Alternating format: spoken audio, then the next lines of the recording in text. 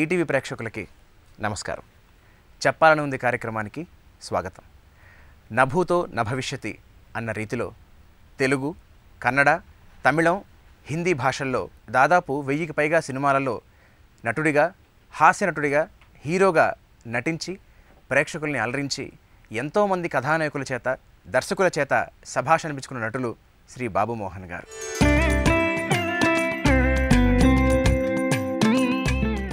మొదటి సినిమా ఏది అని ఎవరైనా ప్రశ్నిస్తే ఆ ప్రశ్నకి బదులుగా ఈ ప్రశ్నకు బదులేది అనే సినిమాని సమాధానంగా చెప్పచ్చు.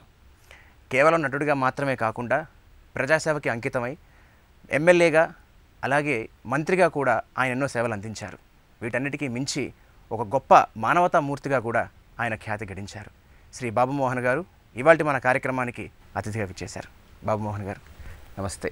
నమస్కారం. ఎదురింటి మొగుడు పక్కింటి పెళ్ళం సినిమాలో నా చేయి పట్టుకుని ఒక పిల్లాన్ని తండ్రి నడిపించినట్టుగానే మీరు నా ఫస్ట్ సీన్ నా జీవితం మీ చేతిలోనే ప్రారంభమైంది రవి నరసింహారావు గారి దర్శకత్వంలో. సో అది మెన్షన్ చేయకుండా నేను ఈ కార్యక్రమం స్టార్ట్ చేయడం ధర్మం కానే కాదు. సో చాలా చాలా సంతోషం. Very happy, very happy. First మిమ్మల్ని అడుగుదాం అనుకున్న క్వశ్చన్ ఏమిటంటే, మీ పేరు బాబు మోహన్.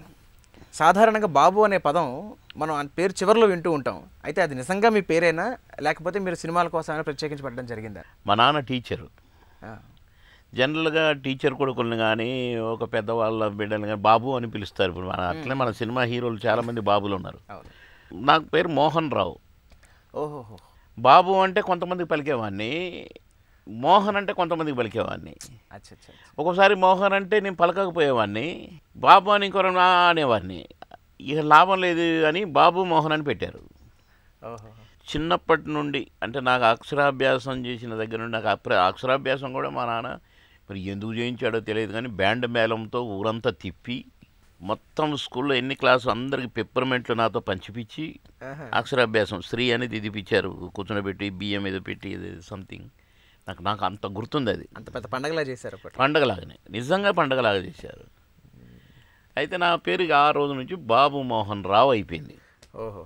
అక్షరాభ్యాసం తర్వాత సినిమా యాక్టర్ అయిన తర్వాత బాబు మోహన్ రావులు ఎంత వద్దాయా బాబు, ఉత్త బాబు మోహన్ అనండి అన్న.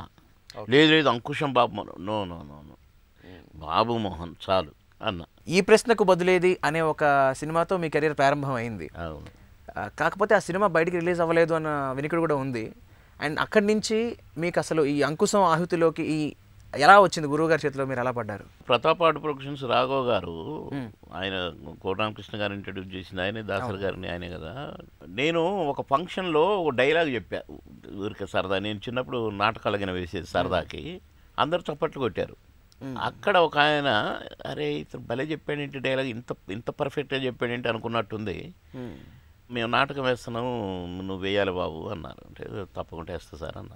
మీరు ఎక్కడ ఏంటంటే చెప్పినట్టు ఖమ్మం ఉద్యోగరీత్యా ఇక్కడికి డెప్యుటేషన్ వచ్చాను హైదరాబాదు. ఆ నాటకం రవీంద్ర భారతిలో వేయాలని డిసైడ్ అయింది. ఒక జనవరి 1కి న్యూ ఇయర్ డేనా నాటకం. ముందు రిహార్సల్ చేసేటప్పుడు అనుకోలేదు. ఇక నాటకం దగ్గర పడ్డాక చీఫ్ గెస్ట్లో ఎవరు పిలుద్దామని డిస్కషన్. వాళ్ళకు secretariat employees, LIC employees, high court employees కలిసి అనమాట నాటకం. వాళ్ళల్లో నన్ను ఇంక్లూడ్ చేసుకున్నారు. ఈ రాసిన ఆయన నన్ను రికమెండ్ చేశాడు, బాబు మోహన్ భలే ఆర్టిస్టు, ఈ క్యారెక్టర్కి బాగుంటాడు అని. అంటే నాది ఆల్రౌండర్గా ఉంటుంది నా క్యారెక్టర్, అన్ని క్యారెక్టర్ చుట్టూ తిరుగుద్ది. ఇంట్లో పనివాడిని, యంగ్ బాయ్ పనివాడిని, ఏది చెప్పినా ఏంటి అన్నట్టుగా. దానికి రాఘవ్ గారిని పిలుద్దాము, రాఘవ్ గారిని పిలవాల్సిందని డిసైడ్ అయింది. రాఘవ్ గారిని పిలిచారు. ఇక రాఘవ్ గారు ప్లే జరుగుతుంటే ఇట్లనే కూర్చున్నాడు. అరే అరే అరే అంటున్నాడు డైరెక్ట్గా. అది లైవ్ కదా, నాటకం ఎంజాయ్ చేస్తున్నారా? ఎంజాయ్ చేసుడు కాదు, అది థ్రిల్ ఆయనకి. ఇట్లనే కూర్చొని అరే ఏం చేసినావా అరే అని స్టేజ్ మీదకి వచ్చి నన్ను పట్టుకొని భలే చేసావా అరే అని అసలు నన్ను మామూలుగా మెచ్చుకోలేదు. మెచ్చుకొని అక్కడనే స్టేజ్ మీద మా సినిమా షూటింగ్ జరుగుతుంది, మా సినిమాలో వేస్తాం అన్నాడు. వేస్తా సార్ అన్న. అది ఈ ప్రశ్నకి బదులేదు. ఈ ప్రశ్నకు బదులేదు. ఓకే. అట్లా సినిమాలో ఎంట్రీ. ఆ సినిమా షూటింగు ఎవరు తీసుకొచ్చిండట, డైరెక్టర్ గారికి ఇష్టం లేకుండా డైరెక్టర్ గారు ఎవరికి మాట ఇచ్చిండంట. ఆ డైరెక్టర్ గారి పేరు ఆదిత్య, నీ పేరు.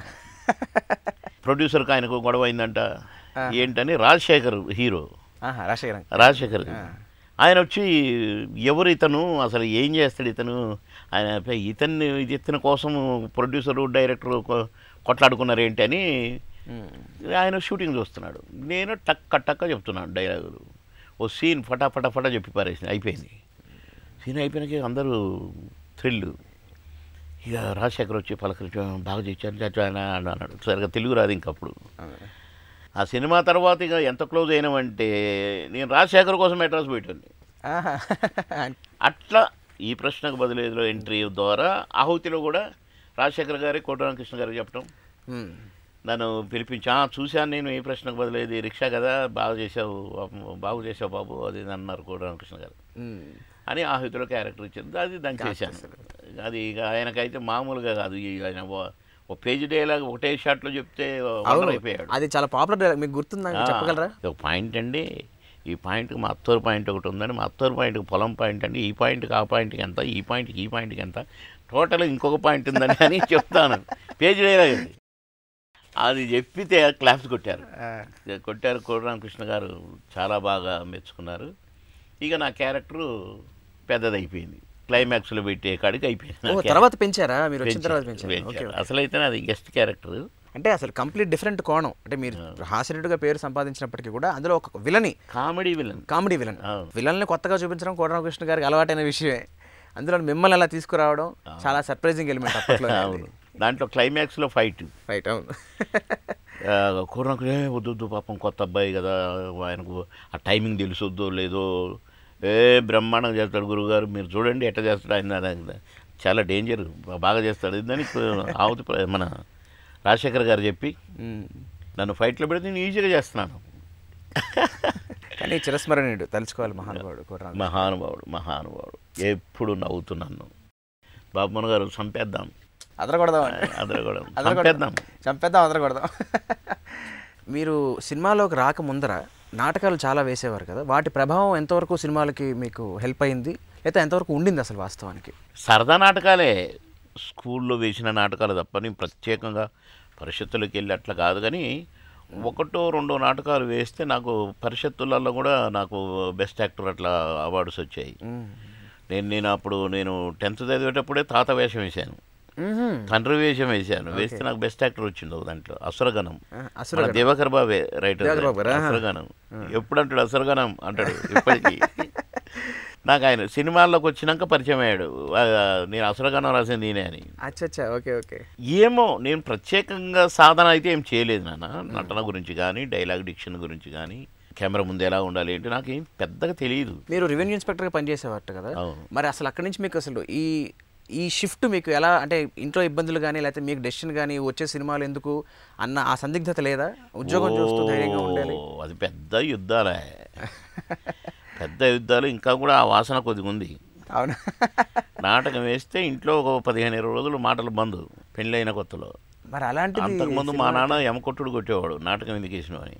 నువ్వు చదువుకోవాలి కానీ నాటకం కూడా ఎందుకురా నీకు, నువ్వేమైతే దాన్ని ప్రతి ఒక్కళ్ళు అనేవాళ్ళు. ఏమైతే నువ్వు మా తహసీల్దార్ ఒకడు ఏమిటది ఏమిటి చెప్తున్నాడు వాడు, ఎక్కడికి వెళ్ళావురా, ఎందుకు లీవ్ పెట్టావు, ఒక సినిమా యాక్టర్ అవుతావా, హీరో అవుతావా, నీ ముఖం ఎప్పుడైనా అద్దంలో చూసుకున్నావా అని తిట్టేవాడు.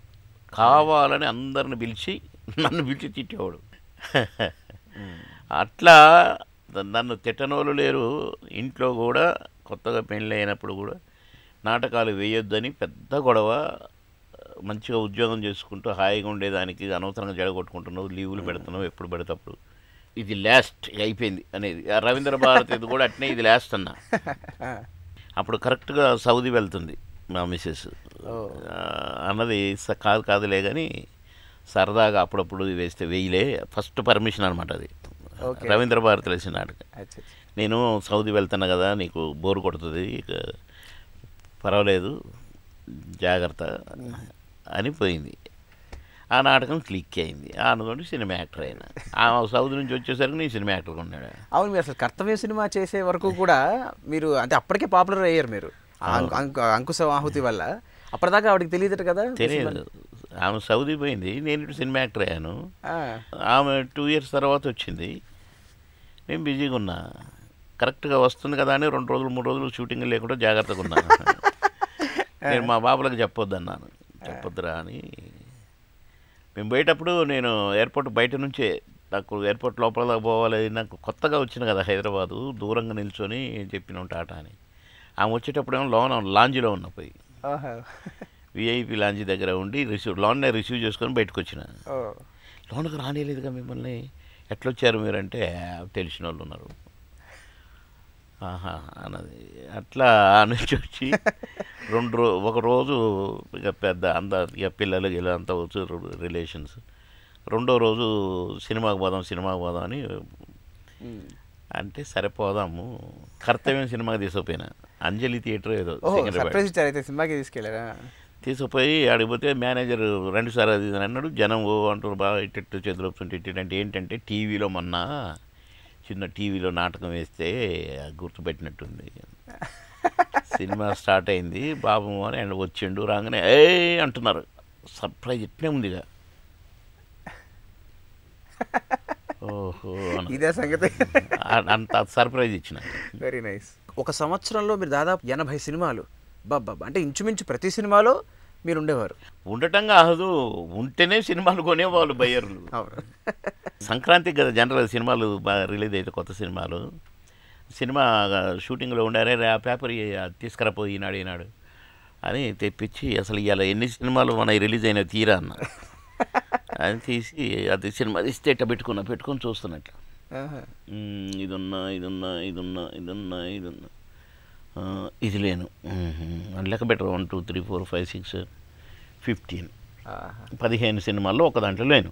రిలీజ్ అయిన 15 సినిమాలలో ఈ ఒకటి ఏంటని చూస్తే ఇంగ్లీష్ సినిమాది. నాకు ఈ మాట కోటగా అంకుల్ చెప్పారనమాట. నేను బాబు మోహను అంటే ఎలా చేసేవాళ్ళు అంటే, సంవత్సరానికి నాది ఎక్కువ నీది ఎక్కువ అన్నట్టు చేసేవాళ్ళం మీ ఇద్దరం.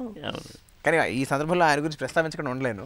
స్నేహానికి, అనుబంధానికి మీరు కోట శ్రీనివాసరావు గారు, ఈ 2 బాబు మోహన్, కోట శ్రీనివాసరావు అనే పేర్లు అది ఎప్పటికీ చరిత్రలో నిలిచిపోతాయి. అంటే కేవలం ప్రొఫెషనల్గా మాత్రమే కాదు, పర్సనల్గా కూడా చాలా సందర్భాల్లో తెలుస్తూ ఉంటుంది. సో వారి గురించి మీ మాటల్లో. మేము ఓన్ బ్రదర్స్ అసలు. అంటే బొబ్బిలి రాజా మా ఇద్దరి కాంబినేషన్ స్టార్ట్. బొబ్బిలి రాజా సరిగా మాట్లాడలేదు నాతో ఫస్ట్ సినిమా అప్పుడు. మామగారి నుంచి ఇక బాగా క్లోజ్ అయినాం. క్లోజ్ అంటే ఎట్లా అంటే ఒకే ప్లేట్లో భోంచేసేవాళ్ళం. అరే రావాయ్ అని ముద్దలు పెట్టి, నాకు కోటన్న వాళ్ళ అక్కలు కానీ బ్రదర్స్ కానీ అంతా కూడా నన్ను మా తమ్ముడే అంటారు నన్ను. వాళ్ళ పెద్దన్న కూడా, పెద్దన్న అంటే ఫాదర్ లాగా అనమాట. కోట గారు అంత గౌరవిస్తారు. వాళ్ళు కూడా మా తమ్ముడు, అసలు తమ్ముడు బాబు మోహను, కోట కాదు.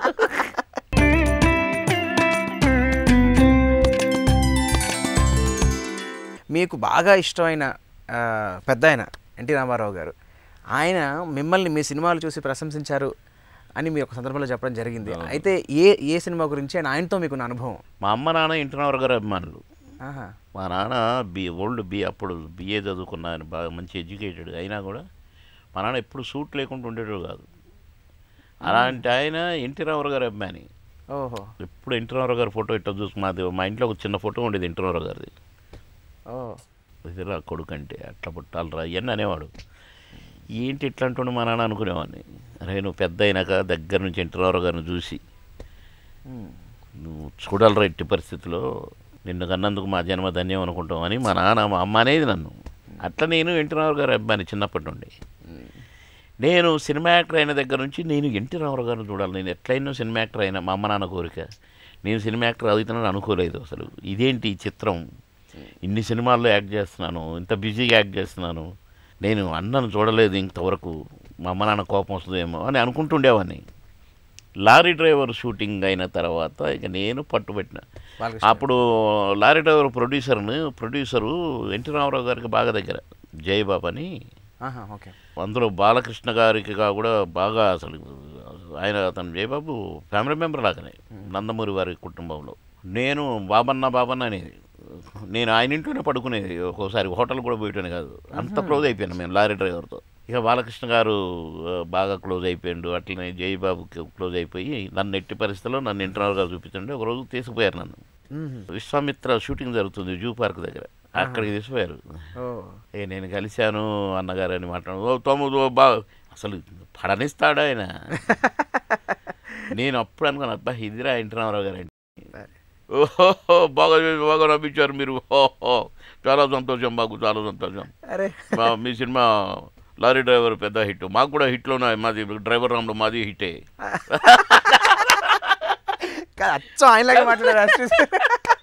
ఇక నేను ఇట్లా ఏమున్నాయిగా అరే దాన్నంటే నేను ఎక్కడున్నా ఆడలేను, నేను ఇట్లా పెట్టి ఇట్లే ఉన్నాను. కానీ మా అమ్మ నాన్నకు చెప్తున్నా, చూసినావా కలిసినా అని. రౌడీ గారి పెళ్ళాం మోహన్ బాబు అన్న సినిమా 100 డేస్కి అన్నగారు వచ్చారు. అన్నగారి చేతుల మీదుగా షీల్డ్ తీసుకోవటం. ఈ మోహన్ బాబు ఏమయ్యా బాబు మోహన్ మాట్లాడవయ్యా అన్నాడు. ఏం మాట్లాడాను, మాట్లాడవయ్యా అన్నాడు.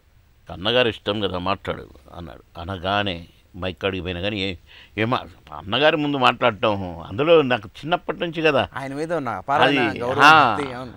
ఇక టక్కన ఏం చెప్పాలని అర్థం కాక, అసలు నేను సినిమా యాక్టర్ కావడం ఏంటో, నేను అన్నగారిని కలుసుకోవడం ఏంటో, అన్నగారితో షీల్డ్లు తీసుకోవడం ఏంటో, మా అమ్మ నాన్న చిన్నప్పుడు అనేది ఇట్లా ఒరే ఎన్టీ రామారావు గారిని దగ్గర నుంచి చూడరా, నిన్ను కన్నందుకు మా జన్మ ధన్యం అని అనేది.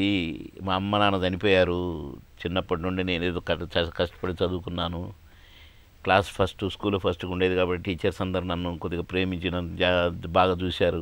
ఉద్యోగిని ఎట్లయ్యాను, అసలు నేను హైదరాబాద్ రావటం ఏంటో, సినిమా యాక్టర్ రావటం ఏంటో, మా అమ్మ నాన్న చూస్తూనే ఉంటుంది. అసలు ఇదంతా మా అమ్మ నాన్న చేసి ఉంటారు అక్కడ దేవుడి దగ్గర కొట్లాడి రికమెండ్ చేయించి ఏ నిరాహార దీక్ష చేసి రికమెండ్ చేయించి ఉంటారు. అందుకని నేను సినిమా యాక్టర్ అయ్యి అన్నగారిని కలిశాను, అన్నగారితో సీల్ తీసుకున్నాను, నా జన్మధన్యం. మా అమ్మ నాన్న చూస్తూనే ఉంటారు ఇప్పుడు పై ఇట్లా అని.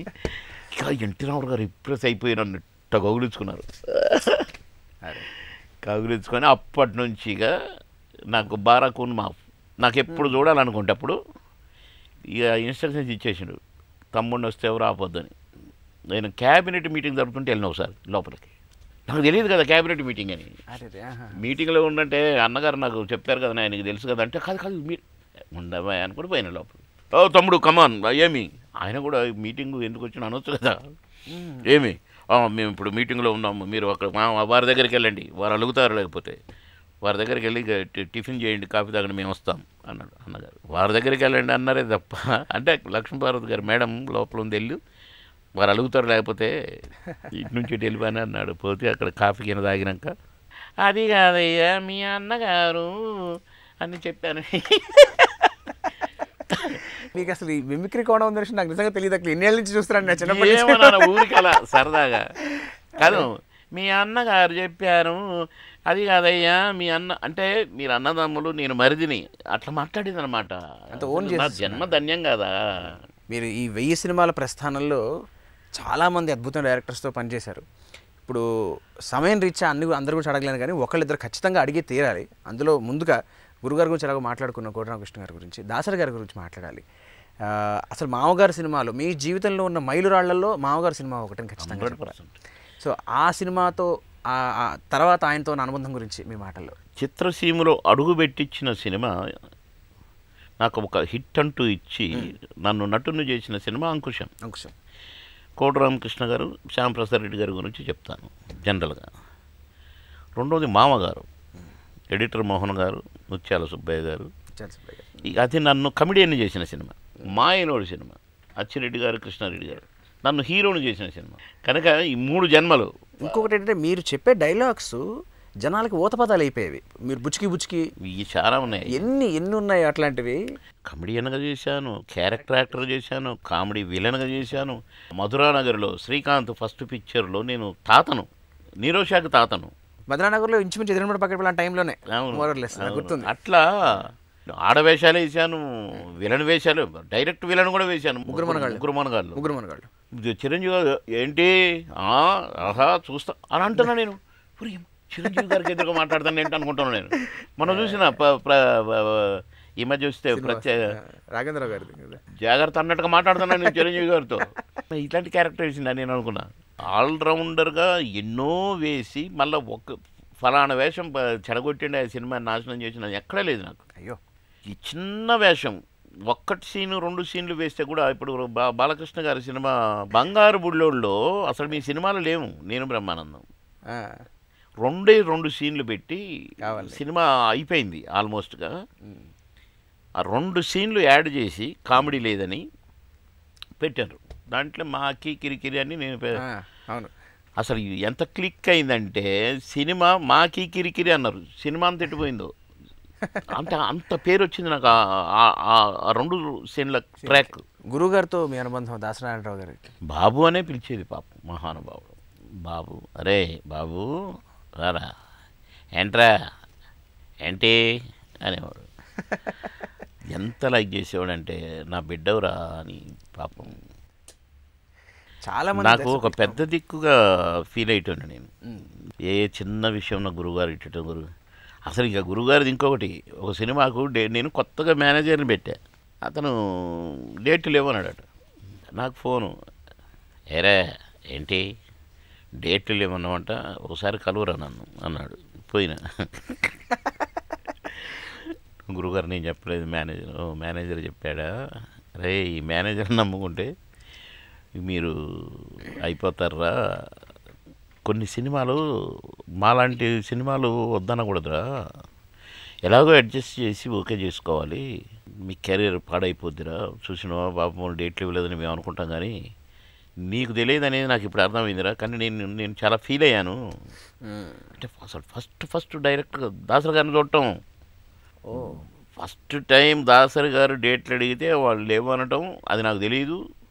డైరీ మేనేజర్కి ఇచ్చినాక ఆయన కాబట్టి అట్లీస్ట్ పిలిచి అడిగారు. పిలిచి అడగటం వల్ల నాకు తెలియదు గురువుగారు, నేను మాట్లాడతా గురువుగారు అంటే, లేదురా అలాంటి వాళ్ళు సినిమాలు నువ్వు నో అనకూడదు, పెద్ద బ్యానర్స్ ఎప్పుడు, పెద్ద డైరెక్టర్లు ఎప్పుడు వదులుకోకూడదురా, ఏదో రకంగా అడ్జస్ట్ చేయి. ఇప్పుడు నువ్వు సినిమా ఇండస్ట్రీకి కొందరు అవసరం ఉంటుందిరా, కొందరికి సినిమా ఇండస్ట్రీ అవసరం, కొందరు సినిమా ఇండస్ట్రీకి అవసరం. నువ్వు ఇప్పుడు ఆ లిస్టులోకి వచ్చినావురా, నువ్వు ఇచ్చినయే డేట్లు రా. నువ్వు కాకపోతే 2 షెడ్యూల్ 3 షెడ్యూల్ ఒక 2 రోజులు 3 రోజులు లేదు అని అతను అనబుద్దురా, మేమే అడ్జస్ట్ అవుతాము అని చెప్పి ఒక పని చేయరా, ఆ డైరీ నా దగ్గర పెట్టు, నేను నా డేట్లు తీసుకుంటా ఫస్ట్, నీకు నేను మిగతా సినిమాలు నువ్వు చెప్తుండు, నేను నీకు ఎట్ట డేట్లు ఇవ్వాలో నేను ఫిలప్ చేస్తా అన్నాడు. గురువుగారు అని కాలు మొక్కిన ఫస్ట్ టైం దాసరి గారి కాలు ఒకటి బుక్కి, గురువుగారు అంత పెద్ద మాట, మీరు నా డేట్ రాయటం ఏంటి గురువుగారు, సారీ గురుగారు సారీ. కాదురా, నువ్వు నీలాంటి ఆర్టిస్టు బాగుండాలిరా, పచ్చగా ఉండాలిరా, ఒకసారి బ్యాడ్ వచ్చిందంటారా పోదురా, అది మీ క్యారెక్టర్ మీద మీ కెరీర్ మీద పడిపోద్ది అని చక్కగా చెప్పి, ఇగో ఇట్లా తీరా అంటే అట్లే గురుగారు అని సాయంత్రంకెల్లా ఇటు తట్టు వాడు ఇది చేసేసి నేనే దగ్గర కూర్చొని గురుగారికి ఫోన్ చేసి మొత్తానికి అలా కో డైరెక్టర్కి ఫోన్ చేసి చెప్పిన, ఇక గురుగారికి చెప్పండి ఇప్పుడు అర్జెంటుగా చెప్పండి, నా మీద కోపం పోతుంది. అట్లా ఎంట్రీ దాసరి గారితో. ఇక ఆ నుంచి బిడ్డ అరే ఇలా నెత్తళ్ళు వచ్చినాయిరా మధ్యాహ్నం అనేవాడు. కానీ అదే డైరెక్టర్ గారు కంటతడి పెట్టుకున్నాడు ఒకసారి నన్ను చూసి. సుబ్బారాయుడు పెళ్ళి, రాజేంద్ర ప్రసాద్ గారు హీరో, క్లైమాక్స్ జరుగుతుంది, నాకు 2 కళ్ళు అయి మెడ్రాస్ అయి వచ్చినాయి, ఇంతలా వాచిపోయి ఉన్నాయి. అంటే నైట్ అండ్ డే షూటింగ్ చేస్తూనే ఉన్నా. అప్పుడు సీజన్ నైట్ అండ్ డే, రోజుకు 5-6 షూటింగ్లు 3 గంటలు 5 గంటలు ఆ టైంలో 4-5 రోజులు ఇచ్చున్నాను దాసరి గారికి. నేను ఆ రిఫ్లెక్టర్స్ ఎర్ర టెండలో రిఫ్లెక్టర్ సెట్ ఉంటుంది ముఖం మీద, క్లైమాక్స్ నాది కీలకమైన క్యారెక్టర్, నేను చూడలేకపోతున్నాను, ఇట్లా నీళ్ళు కారిపోతా ఉన్నాయి, అరే కళ్ళలో నీళ్ళు కారుతున్నాయి, తుడుచుకొని మళ్ళీ టచ్అప్ అని అట్లా చేస్తున్నాను. కట్ అన్నాడు, ఆపిండు. రే బాబు ఇట్లా కాదురా నేను చూడలేకపోతున్నాను రా, నెక్స్ట్ మంత్ ఎప్పుడైనా చేసుకుందాం, నేను ప్యాకప్ చేస్తా అన్నాడు. గురుగారు వద్దు గురుగారు, చేస్తా గురుగారు. కాదురా నేను చూడలేకపోతున్నాను రా, నా కళ్ళు పోతాయిరా, నీ కళ్ళు పోయినాక నువ్వేం చేస్తావురా, నేను నీ కళ్ళు చూడలేక నిన్ను చూడలేక నువ్వు ఎంత స్ట్రగుల్ అవుతున్నావు చూడలేక నేను ప్యాకప్ చేద్దాం, షెడ్యూలే వద్దు, నువ్వు అన్ని సీన్లలో ఉన్నావు, నువ్వు క్లైమాక్స్ మెయిన్గా నువ్వు లేకుండా క్లైమాక్స్ లేదురా, నువ్వు రాజేంద్ర ప్రసాద్ లేకుండా మీ ఇద్దరం కాంబినేషన్ అనమాట. అంటే దండం పెడతా గురుగారు, వద్దు గురుగారు.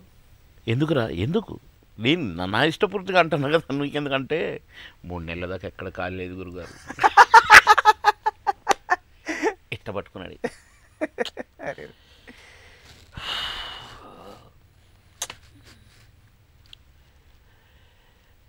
అంతేరా, ఆర్టిస్టుకు వస్తే వేషాలు ఎట్లా వస్తాయి, లేకపోతే ఎవడు కానట్రా. సరేరా సరే డ్రెస్ తీసుకోక హాఫ్ అన్ అవర్ అన్నాడు.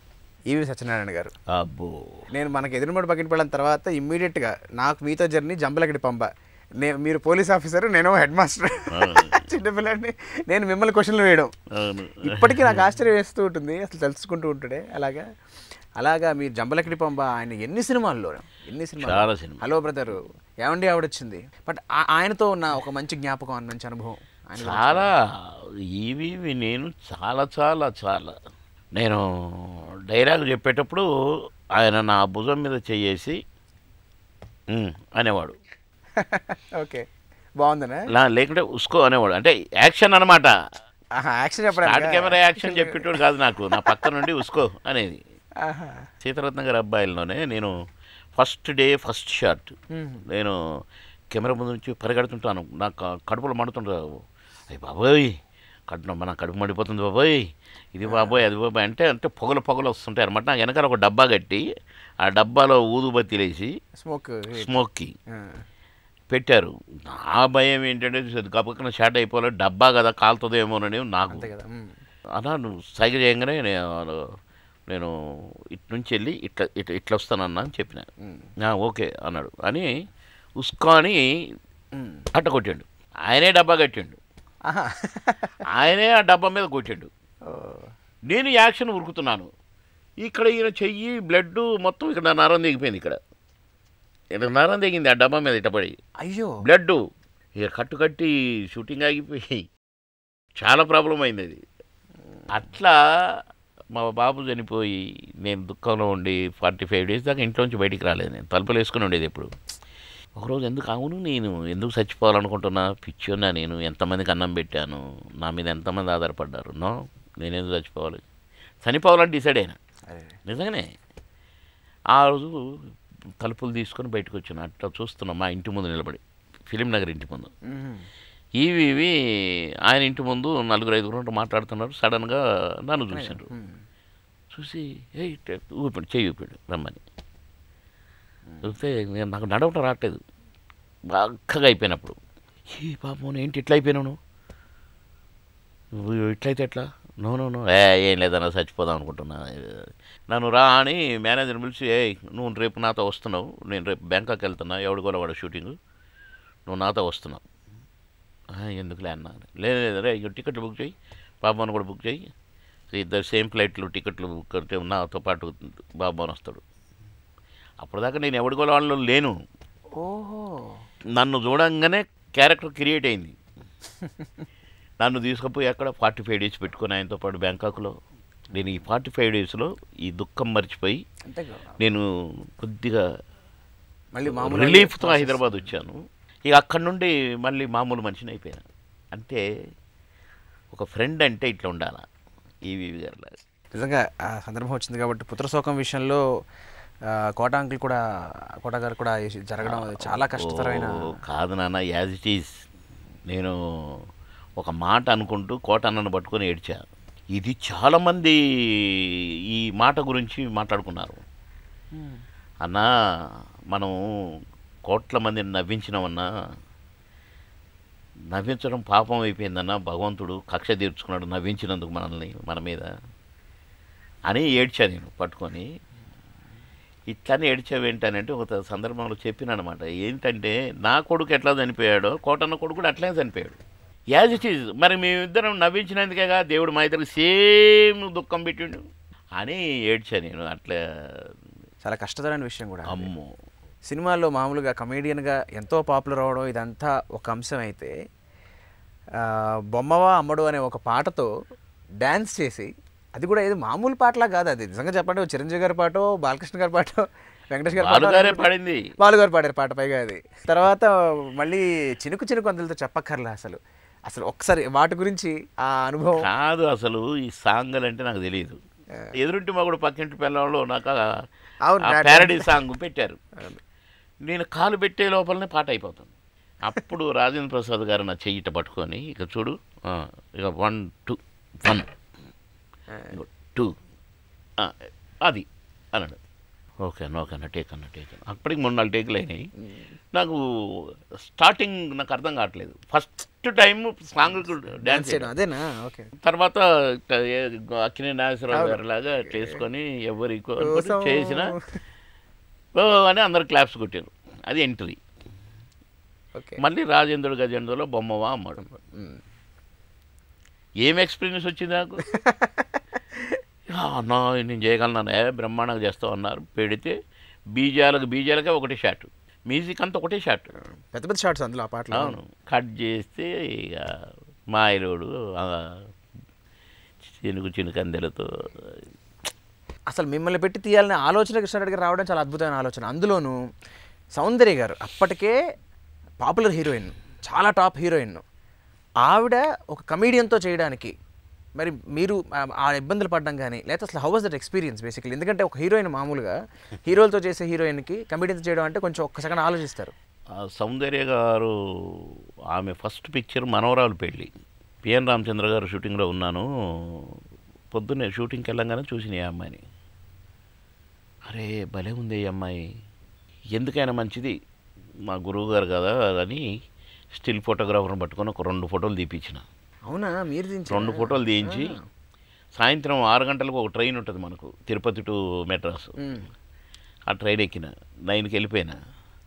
పోతే లేరు, శ్యాంబాబు గారు లేరు ఇంట్లో. అరే ఎట్లా అని నేను ఇంట్లో చెప్పి, అమ్మ నేను ఇట్లా ఈ ఫోటోలు శ్యాంబాబు గారికి రాగానే చూపిస్తాను, చాలా ఇంపార్టెంట్ అని ఇంట్లో శ్యాంబాబు గారికి మెసేజ్కి చెప్పి మళ్ళీ నేను నైట్ వచ్చేసి పొద్దున్నే షూటింగ్కి వెళ్ళా. 11 ప్రాంతంలో కోటి రామకృష్ణ గారు శ్యాంబాబు గారు వస్తున్నారు షూటింగ్ కాడికి, మా షూటింగ్ కాడికి తిరుపతి. అరే వీళ్ళిద్దరు వస్తున్నారేంటి, నేను నిన్న అనవసరంగా పోయినా, ఇప్పుడు నుంచి ఇద్దరు నా దగ్గర ఇప్పుడు ఆ ఫోటోలు లేకపోయా, నేను ఇంటి నుంచి వచ్చిన అనుకుంటున్నా నేను. ఓకే. గురుగారు నమస్కారం, శ్యాంబాబు గారు ఏంటి మీరు ఇట్లా వచ్చారని అంటే, నువ్వు ఫోటోలు ఇచ్చి వచ్చినావు కదా చూద్దాం అమ్మాయి నన్ను వస్తున్నావు అన్నారు. అరే నా ఫోటోలు చూసే వస్తాను నేను, అనవసరంగా నిన్ను వచ్చిన ఇవాళ నేను ఫోటోలు నేను ఇచ్చుదు కదా ఇంట్లో వచ్చి వచ్చిన అనుకుంటున్నాను సార్ నేను అంటే నవ్వారు సరిగా. అందులో పిఎన్ రామచంద్ర గారు వీళ్ళంతా బాగా క్లోజ్ ఫ్రెండ్స్, గురుగారు కోటి రామకృష్ణ గారు కానీ శ్యాంబాబు గారు కానీ నవ్వుకున్నారు, మాట్లాడారు, వెళ్ళిపోయారు. పోయేటప్పుడు ఓకే బాబు మనం వస్తామని అంటే, చూసినా గురుగారు అంటే చూసినాం అనుకుంటూ పోయాను. నాది పిఎన్ రామచంద్ర గారు షూటింగ్ అయిపోయినాక నేను ఎప్పుడు ఏ షూటింగ్కి పోయినా వెళ్ళగానే మళ్ళీ వేరే షూటింగ్కి వెళ్ళేటప్పుడు ఇంటికి పోయి శ్యాంబాబు గారికి కానీ కోటి రామకృష్ణ గారు కానీ కలిసి చెప్పి వెళ్తున్నా సార్ అని వచ్చేవాడిని. ఓకే. ఈ సినిమా కూడా అంతే. అందులో లాస్ట్ వర్కింగ్ డేస్ దగ్గరగా ఇంకా ఏదో ప్యాచ్ వర్క్ ఉంది, పోయినా వెళ్తున్నా సార్ అని చెప్దామని. అమ్మాయి చాలా బాగుంది బాబు గారు సెలెక్ట్ చేసుకున్నామన్నారు. అనుకున్నారు, అయిపోయింది ఓకే. కానీ ఆ తర్వాత నుంచి సౌందర్య గారు కానీ వాళ్ళ ఫాదర్ ఎప్పుడు అంటే ఉండేవారు. మేము డేట్లు ఇచ్చేటప్పుడు ఫస్ట్ నా డేట్లు కాంబినేషన్ ఉందనగానే, ఇప్పుడు గజేంద్రుడు కానీ ఇవి కానీ అవి కానీ నా డేట్లను బట్టి వాళ్ళు డేట్లు ఇచ్చేవాళ్ళు. ఎవరెవరు కాంబినేషన్ అని అడిగేవాళ్ళు. ఇది బాబు కాంబినేషన్, ఈ డేట్స్, ఈ హీరో కాంబినేషన్ ఇది అట్లా అని చెప్పి దాని ప్రకారంగా నా డేట్లను బట్టి ఇచ్చేవాళ్ళు. లేదా వేరే సినిమాలు అయితే నన్ను అడిగేవాళ్ళు, బాబు గారు మీ డేట్స్ ఏంటి చెప్పండి, ఎందుకంటే మా డేట్స్ ఇవ్వాలని నన్ను అడిగేది. అంత రెస్పెక్ట్ నా మీద అప్పటి నుంచి. ఈ సినిమాకి వచ్చేసరికి నేను మెడ్రాస్లో వేరే షూటింగ్లో ఉన్నా, అక్కడికి వచ్చారు. ఏంటి ఇక్కడికి వచ్చారన్నా నేను ఆచార్యుడి గారిని కృష్ణారెడ్డి గారిని. నీకోసం వచ్చాము, నువ్వు రేపు పొద్దున వస్తున్నాము మెడ్రాస్ నుంచి హైదరాబాదు, మన షూటింగ్ ఉందన్నారు. మన షూటింగ్ అయిపోయింది కదా, నేను డబ్బింగ్ కూడా చెప్పేసిన కదా అన్న. కాదులే కానీ నువ్వు వస్తున్నావు, మార్నింగ్ ఫ్లైట్కి వస్తున్నావు అంటే, మరి టికెట్లు అన్నా ఇప్పుడు దొరకవు కదా అన్న. లేదే టికెట్లు ఇచ్చేసాము డైరెక్టర్ గారికి అంటే, మరి రేపు ఎల్లుండి వెళ్ళదే అన్న అంటే, రేపు ఎల్లుండి కూడా మాట్లాడేసినాము ఇవన్నీ అన్నారు. నువ్వు మాత్రం రేపు మార్నింగ్ ఫ్లైట్కి వస్తున్నావు అనుకుంటే వెళ్ళిపోయారు. తీరా వచ్చి డైరెక్ట్గా ఎయిర్పోర్ట్కి రమ్మని మళ్ళీ ఫోను, మళ్ళీ వచ్చి కమాన్ మేకప్ లేదు ఏం లేదు, ముందు టేక్ చేద్దాం అని అన్నారు. అంటే కాదు డ్రెస్ చేంజ్ చేసుకుని రాని అని అన్నారు. అచ్చిరెడ్డి గారు చెప్పారు, తీసుకుపోయారు. డ్రెస్ వేసుకుంటే సూట్ వేస్తాను ఏంటని అనుకుంటున్నా నేను. నాకు సూట్ ఏంటి అప్పటిదాకా చెప్పలే మీకేమి అసలు రా అంటుంటేనేమో సరే అని గబగబా డ్రెస్ వేసుకుని, నేను డ్రెస్ వేసుకునే లోపే టచ్అప్ చేశాడు ఇట్ట నా మేకప్ మ్యాన్, పౌడర్ ప్యాడ్ ఇప్పట్లాగా పౌడర్ ప్యాడ్ వేసాడు. వస్తే బ్రహ్మానందం నిలబడి ఉన్నాడు. లోపలికి వచ్చేసరికి కోట గారు నిలబడి ఉన్నాడు. లోపలికి వచ్చి చూస్తే రాజేంద్ర ప్రసాద్ గారు అంత దూరంలో ఉన్నారు. కుర్చీలో కూర్చొని ఇట్లా గంభీరంగా పెదరాయుడు చూసినట్టు చూస్తున్నాడు. అంటే నాకు తెలియదు కదా ఏంటి వీళ్ళు ఎంత సీరియస్గా ఉన్నారు, సెట్ అంతా సీరియస్గా ఉంది అనుకున్నాను నేను, నాకు తెలియదు కదా. రెడీ రెడీ రెడీ బాబన్ గారు టేక్ టేక్ టేక్ టేక్ ఏంటన్నా, ఏం ఒక్కసారి వింటన్నా, ఏం కాదు నువ్వు చేస్తావులే టేక్, కాదన్న ఒకసారి ప్లీజ్ ప్లీజ్ ప్లీజ్ అన్న అంటే వేసారు. చూస్తే ఈ పాట దానికి మేము క్యాసెట్ రిలీజ్ ఫంక్షన్ రోజు అందరం డ్యాన్స్ చేసినాం దానికి, హీరో మేము అందరం కలిసి. సినిమాలు ఎంతమంది ఉన్నాం అంతమందిని డ్యాన్స్ చేసినాం. సో ముందు ఇది మాకు ముందే ఈ పాట సూపర్ హిట్ అయింది సినిమాలు అనేది మా ఉద్దేశం. తీరా చూస్తే ఆ పాట హీరో గారి పాట అన్నది నేను చేయాల్సి వస్తుంది. నేను ఏం చేస్తా ఏంటి చూస్తే సౌందర్య, అరే బంగారు పాప, నేను బంగారు పాప అని పెట్టిన అమ్మాయి పేరు, నువ్వేంటి రా అని అంటే నేను కూడా అన్నాను అన్నది. ఓకే స్టార్ట్ అన్నారు. ఫస్ట్ స్టార్ట్ చేసిన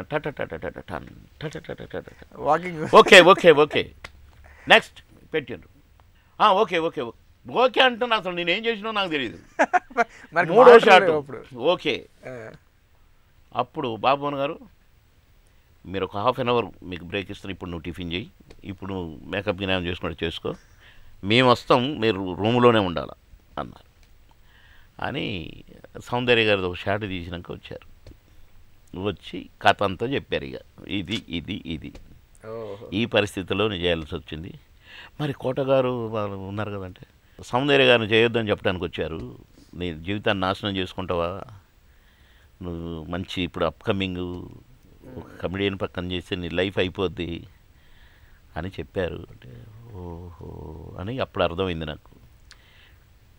ఆ మూడో షాట్ చేసి చూసేసరికి అటు చూస్తే హీరో గారు లేరు, ఇటు చూస్తే కోట గారు లేరు, అటు చూస్తే మొత్తం అంతా అయిపోయాక అప్పుడు నన్ను రూమ్లోకి పొమ్మన్నారు. రూమ్లోకి పోయి వచ్చిన తర్వాత కథ అంతా తెలిసింది కాబట్టి పీస్ఫుల్గా కొద్దిగా భయం పోయింది. అప్పుడు షూటింగ్ చేసి అంటే కాంట్రవర్సీ అవుతున్నాను ఏంటి నేను అనే భయం ఉంటుంది కదా. ఎందుకంటే హీరో రాజేంద్ర ప్రసాద్ గారు అంటే ఏం అల్లటప్ప కాదు కదా, పెద్ద హీరో. అట్లని ఇటు అచ్చిరెడ్డి గారు కృష్ణరెడ్డి గారు నేను నాకు ప్రాణంతో సమానంగానేమో ఫ్రెండ్షిప్. అక్కడికి నేను రాజేంద్ర ప్రసాద్ గారి కాళ్ళు కూడా మొక్కిన, అన్నా ప్లీజ్ నువ్వు చెయ్యన్నా, ఎందుకన్నా అని. నిజంగా అన్నాడు. అట్లా చినుకు చినుకు అని తెలుతుంది. ఇంకా చాలా ఉంది కథ దానికి. నేను ఆ రోజు ముగ్గురు మొనగాళ్ళు షూటింగ్లో ఉన్నా. బాబుమోహన్ ఎట్రా అన్నాడు. అన్నా చిరన్న చెప్పిన ఏంటి నువ్వు మాయలోడ్లో ఏదైనా సాంగ్ చేసావంటే చేసినాను ఏంటి చేసినానంటే ఏంటి ఇది తెలియదా చేసినన్నా ఇవాళ సినిమా రిలీజ్ తెలుసా నీకు? అవునన్నా తెలుసన్నా. ఇట్నే చూశాడు సీరియస్. తెలుసన్నా అంటే ఏంటి నీకు తెలుసా అసలు ఏంటన్నా రిలీజ్ అయిందన్నా తెలుసన్నా? అది కాదు నీ పాటతో హిట్ అయ్యే సాంగ్ సూపర్ హిట్. చిరన్న మీరు సాంగ్లు అంటే చిరన్న నేనేంటన్నా నిజం బాబుమోహన్ ఏం మాట్లాడుతున్నావు అది ఇదని ఆ సాంగ్ తెప్పిస్తామన్నాడు. అంటే అన్న మరి కృష్ణారెడ్డి గారికి ఫోన్ చేస్తాను చెయ్యన్న అంటే చేసిండు. చేసి కంగ్రాట్స్ అంటున్నాడు. ఆయన ఏమంటున్నాడో తెలియదు, నేను నవ్వుతున్నాడు. రీల్ పంపిస్తారా అన్నాడు. భాస్కర్ ప్యాలెస్లో చిన్న మినీ థియేటర్ ఉంది. అంటే ఆయన ఎస్ అని ఉంటాడు కదా. కరెక్ట్గా 11 గంటల మార్నింగ్ షో మధ్యలో ఆ రీల్ పంపారు. నాగబాబు గారు, చిరంజీవి గారు తండ్రి గారు, నేను, చిరంజీవి గారు, ముగ్గురు మన కెమెరామ్యాన్ వాళ్ళు 2 సార్లు ఎంచుకొని చూశాడు చిరంజీవి గారు థియేటర్లోనా. మళ్ళీ ఇంకోసారి మళ్ళీ ఏమన్నాడు. అందులో వాళ్ళ నాన్నగారిని పిలిపించారు. నాగబాబు గారు ప్రొడ్యూసర్ కదా సినిమాకి, ఆయన ఉన్నాడు. ముగ్గురు అసలు చిరన్నతో నా సాంగ్ చూడటం ఏంటి. ఆయన గ్రేట్ డాన్సర్. అసలు సాంగ్ అంటే డాన్స్ అంటే చక్క అసలు ఆయన చిరన్న నా సాంగ్ చూసి నన్ను మెచ్చుకొని మళ్ళీ తిట్టి ఏంటి నువ్వు 2 రోజులు చేసావా, చెవులో పువ్వు పెడుతున్నావా, నేనే 10 days చేస్తాను, నేను సాంగ్ అంటే నేను చాలా కేర్ తీసుకుంటా అది ఇదని చెప్పి నన్ను ఎంత బాగా మెచ్చుకున్నారు. Great great great. చిరన్న మెచ్చుకోవడం నన్ను అసలు గ్రేట్. అట్లా చినుకు అందెలతో ఆ అమ్మాయి సౌందర్య గారు బాబుమోహన్ గారితో చేస్తే నా జీవితం ఖరాబ్ అయిద్దా, బాబుమోహన్ గారితో చేయటం మా అదృష్టం అని అమ్మాయి ఫాదర్ కూడా మా అదృష్టం బాబుమోహన్ గారితో చేయడం, ఆయన గ్రేట్ యాక్టర్ అని చెప్పారు. మీ రాజకీయ ప్రవేశం గురించి కూడా ఖచ్చితంగా ప్రస్తావించాల్సిన అవసరం కూడా ఉంది. అసలు మీకు ఆ కోణం, ప్రజాసేవ అనేది అంత మామూలు విషయం కాదు. పైగా మీరు ఇంత బిజీగా ఉంటూ ఇంత ఒక స్టార్ కమెడియన్గా ఒక ఉన్నతమైన స్థానానికి వచ్చిన తర్వాత అసలు ప్రజాసేవ అనే కోణంలోకి చెయ్యాలని, రావాలని ఈ రాజకీయ ప్రవేశం, టీడీపీతో మీ ప్రయాణం స్టార్ట్ అయింది. సో దాని గురించి ఒకసారి చెప్పండి. అన్నగారు ఒక సందర్భంలో నా స్పీచ్ విన్నాడు కదా, అప్పటి నుంచి నన్ను అన్నగారు అడిగాడు, తమ్ముడు ఇప్పుడు మా గురించి మీరు ఏం మాట్లాడతారు, చాలా బాగా మాట్లాడతారు మీరు అనేది అన్నగారు. నన్ను ప్రచారాలకు పంపనేవాడు. అవును, టీడీపీ ప్రచారం కూడా చేశారు. ప్రచారాలకు పోమంటే పోయేది, ఎవరికి పోమంటే ఎక్కడికి పోమంటే అక్కడికి పోయి ఒక మీటింగ్ పెట్టేసి వచ్చేవాడిని. నేను ప్రచారాలకు పోయినప్పుడు అప్పుడు బీజేపీ పొత్తు, బీజేపీ కండవ టీడీపీ కండవ, ఇంకా నేను షార్ట్ కట్గా చెప్తున్నా, 2 కండవలు వేసుకునేది, ప్రచారం చేసేది వచ్చేది. అన్నగారు చనిపోయారు. చనిపోయినాక నేను నా అన్న చనిపోయాడే, నా దేవుడు చనిపోయాడు, ఎట్లా అన్నగారి ఏ ఉద్దేశం పార్టీ పెట్టాడో, నేను అన్నగారు నన్ను ప్రచారాలు పంపాను కనుక ఈ డ్యూటీ నేను నా ఆఖరి శ్వాస వరకు చేయాలి అని అనుకున్నా. అంటే ప్రచారాలకు పోవటం. ఆ తర్వాత ఒకసారి పిలిపించి నువ్వు పోటీ చేయాలన్నారు. నేను చేయనన్నా, నేను చాలా బిజీగా ఉన్నాను ప్లీజ్ అన్న. అంటే లేదు నువ్వు చేయాల్సిందే. అప్పుడు కేసీఆర్ మంత్రి మా మెదక్ జిల్లాకి.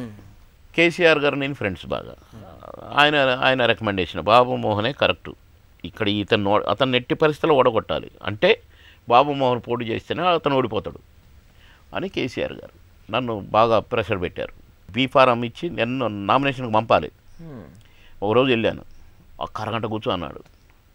అరగంట నేను పద్మాలయ చుట్టే పెట్టుకున్నాను షూటింగ్లు, 5 షూటింగ్లు. ఆ రోజు 5 షూటింగ్లు నాకు. అరే గంటకొకటి. రెండోసారి మళ్ళీ ఫోను, బాబుమోహన్ గారు అట్టట్టు వెళ్ళిపోయాను, రమ్మంటున్నారు సార్. వచ్చిన, ఏంటన్నా, అది కాదు బాబుమోహన్ అంటే చూశాడు నన్ను కిందికి మీది. ఎందుకు చూశాడు అనుకున్నా, అంటే వేరే పంచా ఇక్కడ తగ్గట్టుకుని అట్నే పోయినా షూటింగ్. ఒక 10 minutes అన్నాడు. ఒకసారి మళ్ళీ కూర్చున్నాం, షార్ట్ రెడీ అన్నారు, మళ్ళీ ఉరికినా. అది నుంచి ఇంకొక షూటింగ్కి వెళ్ళినా, మళ్ళీ ఫోన్ వచ్చింది, ఆ డ్రెస్ వేసుకొని మళ్ళీ వచ్చిన. ఏం బాబు 3 సార్లు 3 రకాల డ్రెస్సులు వేసుకుని వచ్చినా అంటే రోజుకి 5 షూటింగ్ చేస్తాను నేను అన్నే అనేది. అందుకని వద్దన్నా, నన్ను వదిలిపెట్టన్నా ప్లీజ్, ఇది 3వ షూటింగ్ నుంచి అన్న, గంటకు ఒక షూటింగ్ అన్న అని చెప్తే ఫీల్ అయింది. కానీ కాదు బాబు నువ్వు చేయాల్సిందే అన్నాడు. మీ ఇష్టం అన్నాను అని అట్లా పోటీ చేయాల్సి వచ్చింది, ఎమ్మెల్యే అవ్వాల్సి వచ్చింది. కానీ వచ్చిన తర్వాత మీరు చేసిన యాక్టివిటీస్ అన్నీ ప్రజల కోసం చేసిన బాగా చాలా ఇప్పటికి మరవలేనివి. నేను నా కళ్ళతో చూశాను కదా 2-3 సార్లు మీ ఇంటికి వచ్చినప్పుడు, దాదాపు రాత్రులు అయిపోయినా కూడా జనం అలాగే ఉండేవారు, అందరితో ఎంతో ఓపికగా మీరు మాట్లాడి. అది కాదు నాన్న, ఇప్పుడు ఈ గవర్నమెంట్లో మంత్రులు నేను సెక్రటేరియట్లో ఎవరన్నా మంత్రి, ఒక కార్మికుల పంచాయతీ, నేను లేబర్ అండ్ ఫ్యాక్టరీస్ మంత్రి. ఫ్యాక్టరీస్ నేనే, యాజమాన్యం నేనే, లేబర్ నేనే. ప్రాబ్లం ఎక్కడొస్తుంది, వర్కర్లకు మేనేజ్మెంట్ మధ్య ఇష్యూస్ వస్తాయి. నేను ఎవరికి మాట్లాడాలి, ఇద్దరికి మాట్లాడాలి. అట్లా ఒక ఇష్యూ కోసం ఎంఆర్ఎఫ్ టైర్స్ ఫ్యాక్టరీ కోసం 11 గంటలకు అట్లా మొదలుపెట్టిన ఆ పంచాయతీ తెల్లవారి ఆరైంది సెక్రటరీలో. సెక్యూరిటీ అంతా ఏంటి ఇంతమంది జనంతో, అప్పటికి 200-300 మంది జనంతో మీటింగ్ సెక్రటరియట్లో. మద్రాసు నుంచి పిలిపించిన ఎంఆర్ఎఫ్ టైర్స్ అంటే ఏంటి, Madras rubber factory. Vice chairman chairman అంతా వచ్చారు. నథింగ్ డూయింగ్ అని చేసి 16 సంవత్సరాల నుంచి రెగ్యులరైజ్ చేయకుండా పెట్టి అందరిని టెంపరీ పెట్టారు. అందరిని రెగ్యులర్ చేసి పారేసిన. ఒక్కొక్కడికి ఎరియర్స్ 50,000 60,000 వచ్చినాయి. ఒక్కొక్కడి జీతం పెంచిన, పర్మనెంట్ చేసి పారేసిన. తెల్లవారిన సంతకం పెట్టి 6 గంటలకి ఇట్లా సంతకం పెట్టి కిందికి వచ్చి అబ్బా అని అంటుంటే అందరు చూస్తున్నారు. అట్లా ఎన్ని జూటు మిల్స్, లాకౌట్ అయిన జూటు మిల్స్ తెరిపించిన. ఇప్పుడు నేను కొన్ని చట్టాలు చేసిన, అవి ఇప్పుడు కంటిన్యూ అవుతున్నాయి. చట్టాలు చేయటం మామూలు విషయం కాదు. అట్లా వర్క్ చేసిన కనుకనే సింగూరు నీళ్లు తాగటానికిగా కూడా ఒక్క చుక్క నీళ్లు తాగటానికి కూడా లేదు. సింగూరు ప్రాజెక్ట్ మంజీరా నీళ్ళు మనం హైదరాబాద్లో తాగేది, హైదరాబాద్లో వాటర్ ట్యాంక్ అంటారు దాని చుట్టూ నా కాన్స్టిట్యున్సీ. అలాంటిది మొత్తం నా కాన్స్టిట్యున్సీ మొత్తం తాగునీరు అందించడమే కాదు, సాగునీరు కూడా 50,000 ఎకరాలకు ప్రతి సంవత్సరం 3 పంటలు మండేలాగా నీళ్ళు ఇచ్చిన నేను ఉన్నంతవరకు. మళ్ళీ తెర మీదకి మళ్ళీ వచ్చే అవకాశాలు ఏమైనా? ఎందుకంటే ఈ మధ్య మీరు కరోనా మీద పాట కూడా పాడారు, మీ కుటుంబ సభ్యులందరూ కలిసి మీ మనవరాలతో వాళ్ళతో అంతా చాలా బాగుంది. అన్ని దేశాలకు పోయింది పాట. అవును, చాలా కాలం తర్వాత మళ్ళీ మిమ్మల్ని ఒకసారి చూసినట్టు అయింది, తెర మీద మీ నటన చూసినట్టు అయింది. అంటే నాన్న నేను రిటైర్ కాలేదు, మంచి క్యారెక్టర్లు లేక గుంపులో గోవింద చేయలేక బాబు మోహన్ గారు డబ్బుల కోసం చూడరా ఎట్లాంటి క్యారెక్టర్ వేసిందో వాడికి ఏం పుట్టింది వాడు అని డబ్బుల కోసం చేస్తానని ఎక్కడ తిడుతురావు అని నేను ఆ ట్రాక్లు కామెడీ ట్రాక్ అని పెట్టి, ఇంతకు ముందేమో కథలో ఉండేది నా క్యారెక్టర్లు. ఒక ఆయన అయితే కెమెరా పెట్టి ఇప్పుడు చెప్పు నాకు నవ్వు వస్తే టేక్ చేస్తా అంటే ఏదో ఒకటి చెయ్యి అంటే ఏం చేస్తాం చెప్పు. అలాంటి సినిమాలు ఎట్లా చేయాలి అలాంటి క్యారెక్టర్లు అని. అది కాకుండా కూడా దానికంటే ముందు నేను మినిస్టర్గా ఉన్నప్పుడు నేను క్యాబినెట్ మినిస్టర్ని కదా చేయకూడదు. చంద్రబాబును పర్మిషన్ అడిగిన, నో నో నో నో నాకు కామెడీ మంత్రి వద్దు, నాకు సీరియస్ మంత్రే కావాలి, వద్దు బాబు మోహన్ నీ ఫుల్ కాన్సెప్ట్, నువ్వు పాలిటిక్స్లో చేయి, నువ్వు పైకి వస్తావు, నువ్వు మంచి ఫ్యూచర్ ఉంది నీకు పొలిటీషియన్గా. దీన్ని కొందరు అవకాశవాదులు బాబు మోహన్ చేయట్లేదు మానేసిండి అని పెట్టారు. కొద్దిగా నవ్విచ్చేది ఏదన్నా మంచిది ఉంటే చేయాలని. కేవలం ఒక నటుడిగా మాత్రమే కాకుండా విలక్షణ నటుడిగా, హీరోగా, క్యారెక్టర్ ఆర్టిస్ట్గా, విలన్గా, కామెడీ విలన్గా ఎన్నో ఎన్నో ఎన్నో వేలకి పైగా సినిమాల్లో నటించి తెలుగు, తమిళం, కన్నడ, హిందీ భాషల్లో కూడా ఆయనకి సరిసాటి లేరైన కమెడియన్ స్థాయికి వెళ్ళి అత్యున్నతమైన స్టార్ కమెడియన్గా ప్రూవ్ చేసుకుని ఆ తర్వాత రాజకీయ రంగంలోకి వచ్చి ఇక్కడ కూడా ఎన్నో అద్భుతాలు చేసి ప్రజాసేవ చేసి సామాన్యుడికి అందుబాటులో ఉండే నాయకుడిగా బాబుమోహన్ గారు ఎదిగారు.